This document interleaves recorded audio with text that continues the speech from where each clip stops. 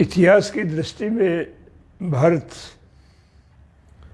भाग 42वां अटल बिहारी वाजपेयी के शासनकाल में आर्थिक घोटाले हुए, उनके ऊपर हम विशेष तौर से ये कहना चाहेंगे कि इन 5 साल में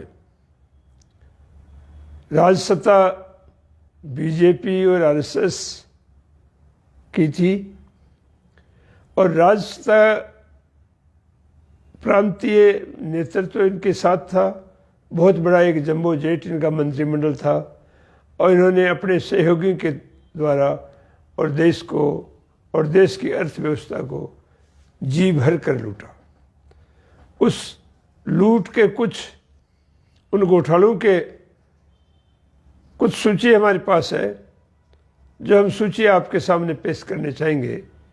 उस सूची से पहले ये एक बुनियादी नियम है जो मैं आपके सामने पेश कर रहा हूं कि पूंजी को राजसत्ता की जरूरत मानव के मानसिक और शारीरिक शोषण को कानून सम्मत ठहराने के लिए पड़ती है। इसलिए राजसत्ता से निष्पक्ष होने की उम्मीद करना बेईमानी है। ये उसी की सेवा करती है जिनके हाथों में पूंजी का संचय है। और इन्होंने अन्य साधनों से नई पीढ़ी की क्या हालत कर दी, इसके ऊपर लिखा है कि भारत की नई पीढ़ी के पास कोई विचारधारा ही नहीं है, इसलिए वे सड़कों पर नहीं उतर सकते भले ही कुछ हो जाए। ये सारी व्यवस्था के बीच इनको लूटने की खूब खुली छूट मिल गई। इन्होंने लूट जो शुरू की अटल बिहारी बीजेपी और आरएसएस की देखरेख में, पहला इन्होंने घोटाला जो किया वो कारगिल जो एक हिंदुस्तान का हिस्सा था, जो उनके पास प्रॉपर टेंट प्रॉपर पोशाक नहीं होने की वजह से वो हिल्स भारत की फौजें सर्दियों में छोड़ आती थी और गर्मी में वापस चली जाती थी, पाकिस्तान की रहमो करम पर रहते थे। उन्होंने उस पर कब्जा किया और वहाँ जो लोग मरे उन्होंने नए शहीदों का दर्जा दिया, जबकि उससे पहले भारत के फौज के सिपाहियों को मरने के बाद घर तक उनकी डेड बॉडी को नहीं लाया जाता था। उनकी डेड बॉडी को लाने के लिए इनके पास ताबूत नहीं थे, इनके पास प्लास्टिक के बैग नहीं थे जिनके अंदर डेड बॉडी को लाया जा सके। सबसे पहला घोटाला इन्होंने कारगिल युद्ध में ताबूत घोटाला किया, इसी नेतृत्व की देखरेख में। दूसरा इन्होंने घोटाला किया 2G स्टैंप घोटाला। घोटालों का नाम भी इस ढंग से रखा कि घोटाले के बारे में आम आदमी समझ ही नहीं सके। आम आदमी तो बहुत बड़ी बात है, कॉलेज और यूनिवर्सिटी के विद्यार्थियों को भी यदि हम पूछे जाए कि 2G स्टैंप घोटाला क्या है तो उसके भी समझ में नहीं आता। ये दूर संचार में जो इनसाइट छोड़े जाते हैं, उन इनसाइट्स के में फोल्डर होते हैं, भारत सरकार द्वारा इसरो से छोड़ा गया था। वो फोल्डरों की नीलामी होती है। उस नीलामी में एक तरीका है कि टेंडर जारी होते हैं, उसको जो ज़्यादा बोली लगाएगा वो लेगा। लेकिन इन्होंने अपने आदमियों को फ़ायदा पहुंचाने के लिए 2G स्टैंप घोटाला के अंदर पहले पाओ के नाम से एक निकाल करके उन्होंने किया। तीसरा उन्होंने किया बेल आउट पैकेज UTI घोटाला, साइबर स्पेस इंफोसिस लिमिट घोटाला, पेट्रोल पंप और गैस एजेंसी आवंटन घोटाला, दिल्ली भूमि आवंटन घोटाला, राजस्थान में हुडको घोटाला, बेलारी खनन और रेड्डी ब्रदर्स घोटाला, मध्य प्रदेश में कुशाभाऊ ठाकरे ट्रस्ट घोटाला, कर्नाटक में भूमि आवंटन घोटाला येदियुरप्पा, पंजाब रिश्वत कांड, उत्तराखंड पन बिजली घोटाला, छत्तीसगढ़ की खानों में भूमि आवंटन घोटाला।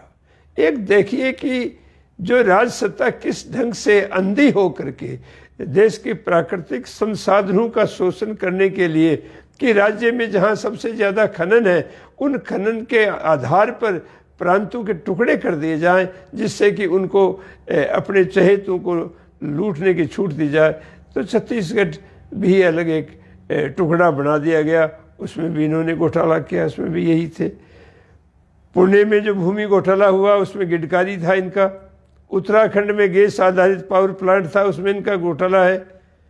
फर्जी पायलट घोटाला है इनका, सुधांशु मित्तल और विजय कुमार मल्होत्रा है उसमें। BSNL विनियस घोटाला है, अरुणश्वरी है। अरविंद पार्क लखनऊ घोटाला है। IIT दिल्ली आवटन घोटाला है। चिकित्सा प्रोक्यूरमेंट घोटाला है। बालको विनियस घोटाला है। जैन हवाला कांड है, जिस हवाला कांड के अंदर लाल कृष्ण आडवाणी ने इस्तीफा दिया था और उस पर भी आरोप था कि ये हवाला की दलाली खाते हैं। खाद्यान्न घोटाला है, और ये घोटाला कितने रुपए के है एक देखिए आप, कि जो खाद्यान्न घोटाला है अटल बिहारी वाजपेयी की सरकार में जब बीजेपी के नेताओं ने किया, वो 35,000 करोड़ रुपए का है, 1998 में किया। चावल निर्यात घोटाला 2,500 करोड़ का है, ये सन 2000 में किया। उड़ीसा खदान घोटाला 7,000 करोड़ का है, जो 2002 में किया। स्टाम्प घोटाला जो भाजपा नेताओं ने 2003 में किया, स्टाम्प घोटाला 20,000 करोड़ का।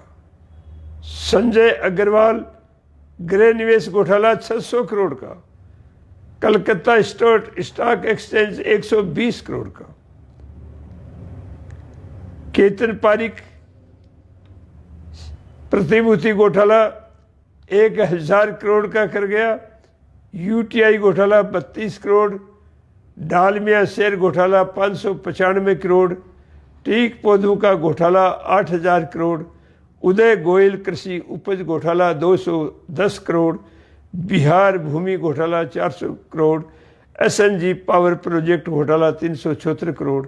म्यूचुअल फंड घोटाला 1,200 करोड़। उर्वरक आयात घोटाला 1,300 करोड़। यूरिया घोटाला 133 करोड़। और आज उर्वरक और यूरिया इन घोटालों की वजह से हिंदुस्तान का तमाम काश्तकार जो है वो खाली हाथ बैठा है। फसल के दौरान उसको यूरिया और उर्वरक नहीं मिल रहा, क्योंकि ये घोटालों के बादशाह है। और घोटाले करने के लिए इन्होंने इतने योजनाबद्ध तरीके से बंदरगाहों को इन्होंने अपने चहेतों को दे दिए कि किस में कितना खाना है, लूट करनी है। शायद इतनी लूट इस ढंग से अंग्रेज़ों ने भी नहीं की। यह सूची जो है मैं आपके सामने इसको पेश कर रहा हूँ।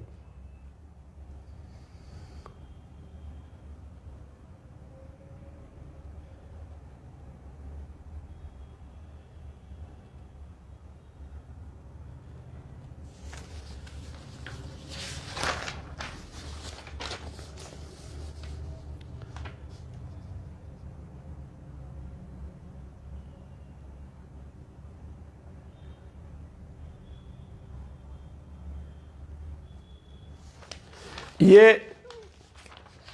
अटल बिहारी वाजपेयी के समय में 37 घोटाले हैं, जिनमें इन्होंने अपने चहेतों को जी भर कर देश की प्राकृतिक संपदा, देश को धन को लूटने की इजाज़त दी। इसीलिए मैंने आपको शुरू में ये बात कहा कि राजसत्ता उसी की दासी होती है जिसके हाथ में पूंजी होती है।